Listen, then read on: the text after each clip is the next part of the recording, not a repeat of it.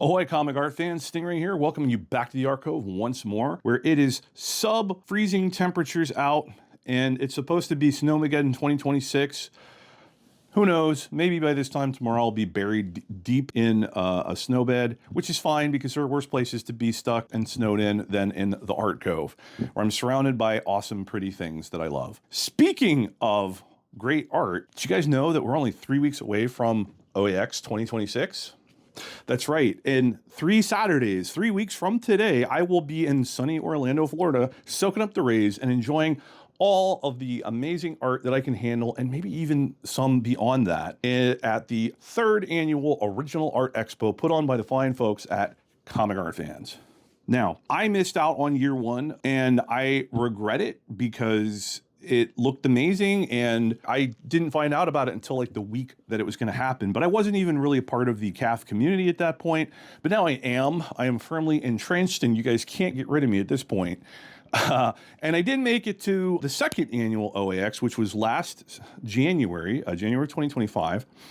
And it was fantastic. And I thought, what better way to prepare for OAX 2026 than to take a look back at OAX 2025, my first, and that way we can build some excitement and have some fond memories and just kind of get ready to go eat a shit ton of zingers and drink lots of good drinks and hang out with some of the coolest people in the hobby.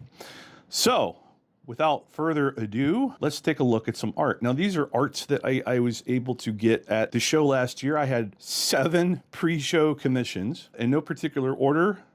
We'll start with this one by Aranga, everybody's friend Aranga D. He just had a Kickstarter. Actually, it might still be live right now. I can't remember, but he had a Kickstarter for his first creator-owned comic called Eternal. It looks awesome. I backed it. I'll leave a link in the description. If you want to back it, you should go check it out. It looks awesome. I can't wait to read it. At OAX last year, I got to meet Aranga and we got to hang out a little bit, and he did this awesome Stingray versus Tiger Shark for me. I love the ship in the background. I love the fine detail, like the almost force field-like layer of bubbles around the two of them to kind of show that they're in action under the water. All the little fish, there's just so much little fine detail to this that it really is awesome. And I think Aranga did a fantastic job. I saw some of his other art. The piece that he did for the auction at OAX last year was pretty cool. He's doing one for the auction this year that is just massive. I can't even remember the exact dimensions of it, but it's this really, really, really large X-Men piece that just looks really cool. I imagine that a lot of people are going to be going after that one and ready to bid big bucks, and it's well worth it. It looks amazing. Next up, we have another Stingray versus Tiger Shark, this time by Jim Jimenez of the Next Comic Art crew.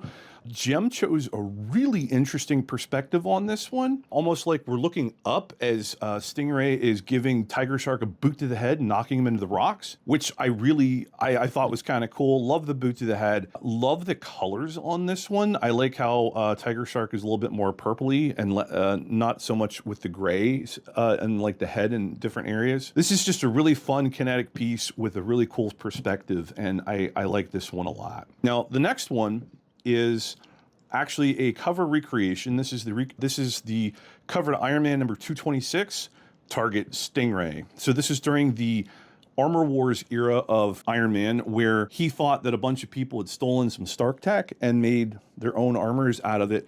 And one of those people that he was accusing was none other than the Aquatic Avenger himself, Stingray. So that's why we see Iron Man going after Stingray in this cover. And it's funny, I actually know where the original art for this cover is, but I kind of imagine it's going to be outside of my price range, even if it was for sale. So I figured instead of trying to go after the original, why not get a recreation by not only a legend in his own right, but the guy that inked the original cover in 1988. That's right. This recreation is by Bob Layton, who inked over Mark Bright's pencils way back when to make the original cover.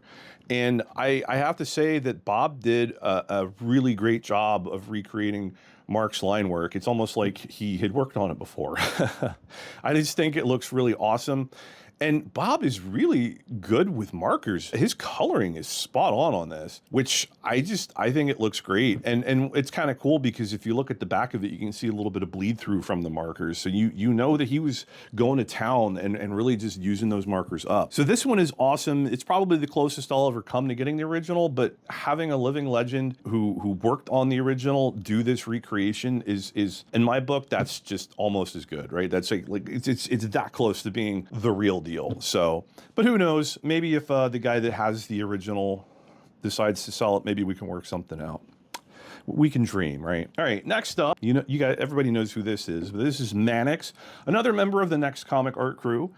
This was my first foray into Mannix mania, and this one is fantastic. I thought when I ordered this one through Jiggy, I kind of had this feeling that I had figured Mannix out.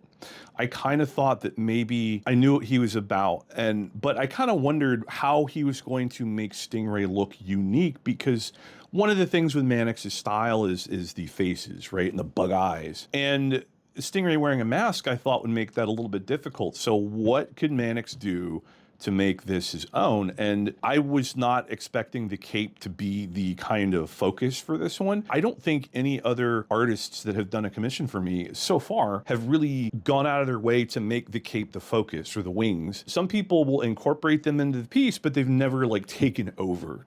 And I thought that was such an interesting and unique way to do this, and I was completely blown away. I thought that this was one of the coolest things, one of the coolest Stingrays I'd seen. It's super imaginative, and it's got that really obvious Mannix style about it that everybody loves, myself included. It's funny because when I picked this one up, Mannix told me that he was glad that I liked it. He thought that maybe it was a little too weird. And I told him, I'm like, dude, I like weird. I want weird. So this is great. I love it. And then I told him that the cape kind of reminded me, I was like, this is a Spawn cape. And he said to me, well, I'm a big Spawn fan. I was like, well, there you go. That explains it. So very Spawny cape for Stingray, thanks to Mannix of Mannix fame. Next, we have this piece by Nir Levy. This is easily the most imaginative take on Stingray that I have seen thus far. This looks like Stingray if he was, the world's foremost oceanographer on some other planet. This is like an alien version of Stingray, right? Like if you had, instead of the Green Lantern Corps, we had the Stingray Corps, this could be the Stingray from some other world, that maybe a complete water world, Kevin Costner not included. I don't know, but I love the design work in this one. I love the little details that make it interesting. It's a little bit difficult to tell, especially in the color version, but he does have the sunburst on the chest and the downward facing arrow is the diving mask, which I thought was a very clever way to incorporate those visual elements of the character into this unique version. The circle of stingrays by his feet, the large one that is kind of taking the place of the wings and the cape behind him. And side note, this is the piece, that swirl of stingrays at the bottom, the vortex like whirlpool that they're creating there is what made me finally look up what you call a group of stingrays. Like it's a school of fish, a pod of dolphins, and a fever of stingrays. So just a little factoid there for you. But yeah, this one is great. I think the line work is wonderful, but man, the color version, Nir really went to town on this one. And it's cool some of the additional details that he was able to include in the color work, because if you look closely behind Stingray, you can see the big cape ray that is behind him has a shadow on it that wasn't there in the line work. And I think that that's a really interesting little detail, really fun. So this one just captivated my imagination when I saw it. I was blown away. This is another case where it's like, okay, that doesn't look like Stingray. Well, yes, it does. Just maybe not directly like that, right? And I like to tell artists, if they get a little bit nervous about getting weird, about getting, strange, or maybe their style isn't appropriate for the character, I tell them not to worry about that, because I know what Stingray looks like. I know how he's supposed to look in the comics, right? We all know what that looks like at this point. I want to see the different artists that I commission take this character that I love and filter him through their unique artistic visions, like dump him into their brain and see what comes out the other side. And this reads Stingray to me. It may take a little bit to look it over and stare at it and see the details of the arrow is the face mask and that the sunburst is still there. But once you get there, it's still Stingray. He just looks a little bit different. And I think that's kind of awesome. And I appreciate his dedication to doing his own style and doing his own thing. And it's kind of interesting too, because he references old old paintings. Like he must be an art history guy because he uses a lot of older paintings like Renaissance and stuff like that as references in his commissions, even like superhero commissions. But this is one of the few that he didn't do that for. This is all pure just his imagination. And I think that's kind of cool. So this one is fantastic. I really, really love the imagination here. I love that it's pure near.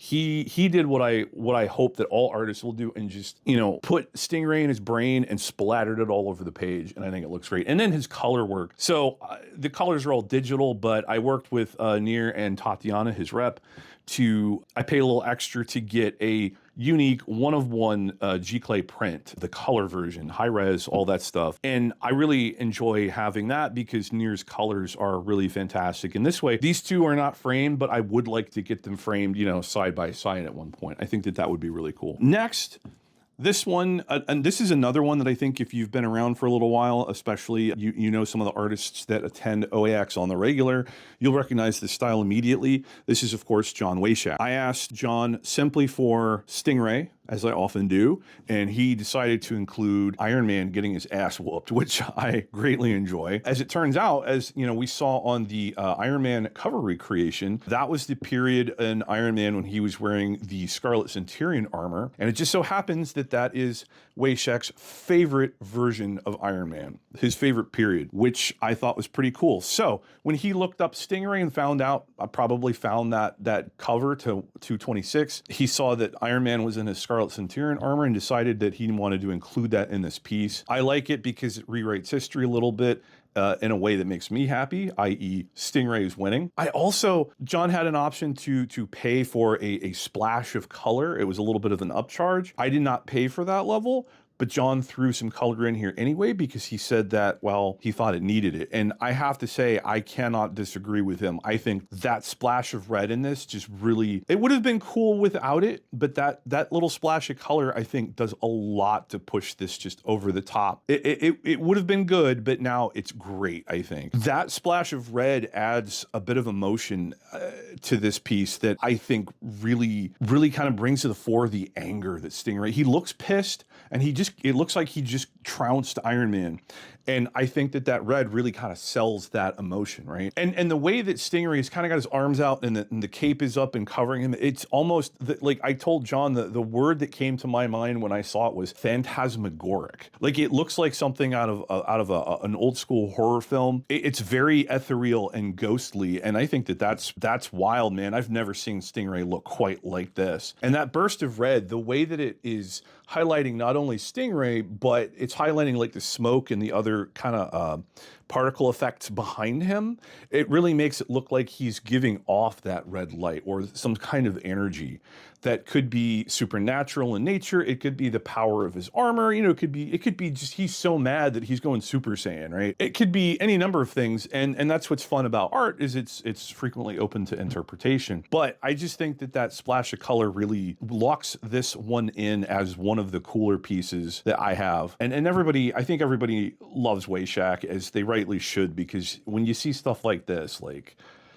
it's just awesome. And finally, the seventh piece that I picked up last year at OAX is this just crazy piece by Simone DeMeo. I made the comment when I think after OAX, when I was writing up the description for this on the CAF entry, there are a lot of things that are kind of common for Stingray commissions at this point. Like we saw a couple just now with Tiger Shark, so he's not uncommon. It's usually underwater. You can count on there being some kind of fish underwater. There might be sharks in the commission. There might be seaweed or coral or things like that. Like you can make a bingo card out of things that are on Stingray commissions. I never ever in a million years would have had the actual Titanic on my Stingray commission bingo card. It just never occurred to me that being something that's underwater, Stingray might come across it at some point. But Simone DeMeo did. And apparently that's due at least in part to the fact that Titanic is one of his favorite movies. Matt Tutulio told me that Simone sat down and watched the entire 3 DVD box set of Titanic just to make sure that he got the composition right for this commission. And if that's true, hats off, Simone, because that's dedication, my guy. This piece is just cool. You got the tiny little Namor in the background, which that's where he belongs, small and in the background, insignificant. Nobody likes that guy. But Stingray looks fantastic here. You can see in some of the shadows on his body some of the detailed sponge work that Simone is known for. If you look at the top, there's the dappling of the light on the surface of the water that's just truly remarkable. All of the sharks and the sheer technical skill and level of detail that he put into that Titanic, that just all of it comes together to make this really well-rounded and truly just visually stunning commission. And I knew I wanted to get a DeMeo piece. I wasn't really sure what he would do with Stingray. You know, I've seen a bunch of his work now. He's doing comics, he's done covers, but this right here, like,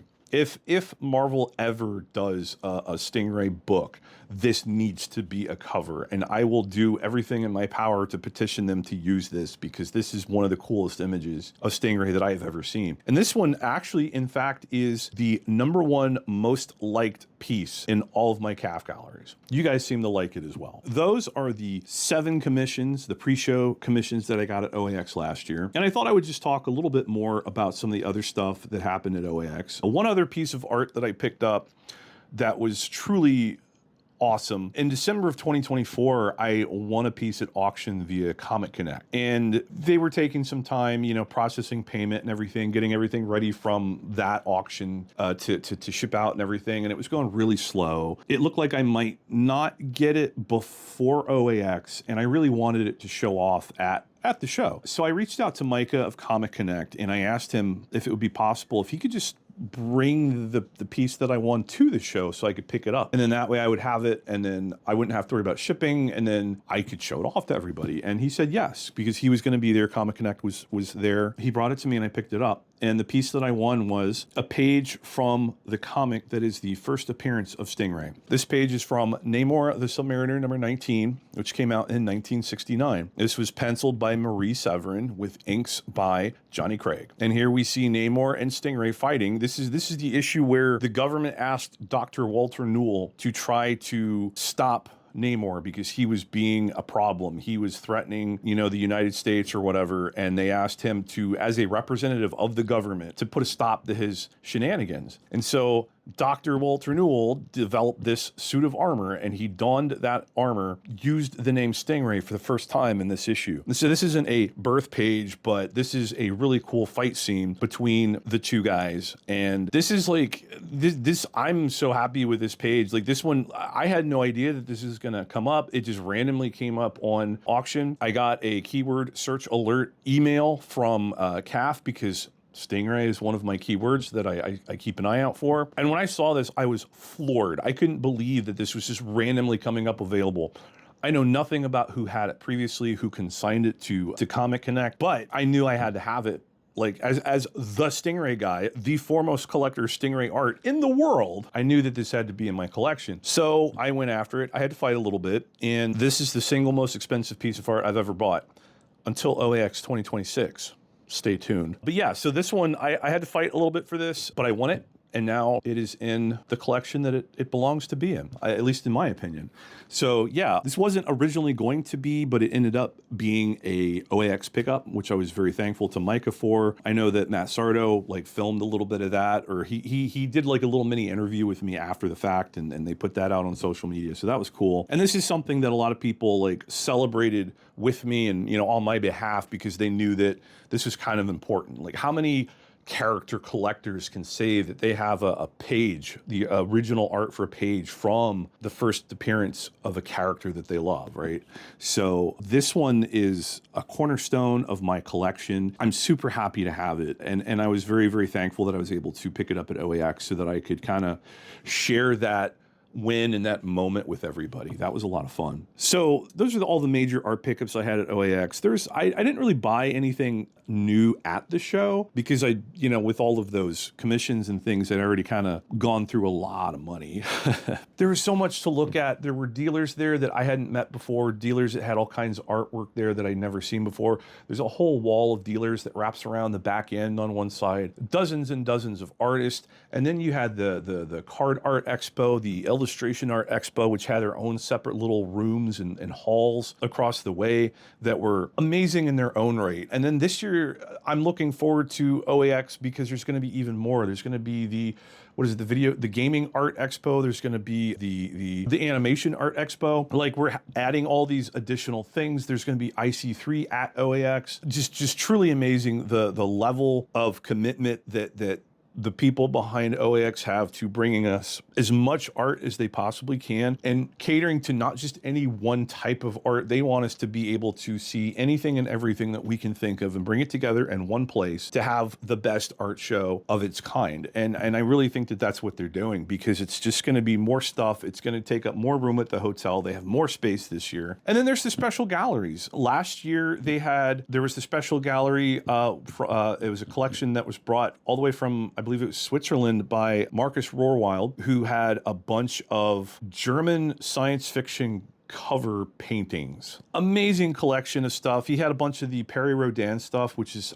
something I had never heard of, but now I know several people that own painted Perry Rodin covers, which is kind of cool. It's something that I wouldn't mind looking into and maybe reading some Perry Rodin stuff at some point. I just got to remember to sit down and look it up. I can't remember what the name for the other collection was, but there was one that had not one, but two Frazetta paintings in it. I got to see Frazetta paintings in person for the first time in my life. And, I've seen plenty of images of his artwork over the internet, book covers and things like that over the years, but to see a pair of paintings that he actually did in person was really wild, just truly special. And then, of course, there was the Collections in Black, which was the gallery that was put together by Big Phil. And he was there with Sanford Green and a couple of other artists who kind of contributed. And they were showing off the gallery show there. And they had like some original Black Panther art by Jack Kirby. They had a lot of other great stuff there. And getting to see that in person and getting to interact with Big Phil and all of that was really cool. And so there are just special moments like that happen at OAX that I guess could happen other places, but aren't nearly as likely. So I haven't heard yet what the special galleries are for OAX of 2026, but I'm looking forward to finding out. And I'll tell you, in 2025, I almost forgot to go find them because they were in a different hall that was way down on the other side of the conference center. They were kind of tucked away out of the way. But so now that I know, this year, I'm going to make sure that I take, set aside some time and go down to the special galleries and check them out. Even though I don't know what they're going to be, I know that they're going to be worth looking at. So I can't wait to see what they have in store this year. And of course, beyond all of that, there's just the camaraderie and the community coming together in one place and getting to hang out while we all look at art. I got to meet so many people in person for the first time, people that I had interacted with in chats on YouTube, that I had, talked to online a little bit maybe, but I had never actually gotten the opportunity to meet them in person. And that was one of the coolest aspects for me of OAX, was the social aspect of it. There's just so many great people there, not only the artists and the CAF staffers, but just the community members, the other collectors like myself. I got to meet Jamie Jones and Matt Sardo for the first time at a Hooters during the first annual Bub Crawl. Not how I expected that meeting to happen, but when in Orlando, you never know. So that was truly amazing. I can't think of all the people like Alberto, Ian Saint, a number one Marvel fan, Corey Rust, so many people that were there that I was aware of, that I talked to online, that I'd seen in the chats and that kind of thing. Never got to meet before.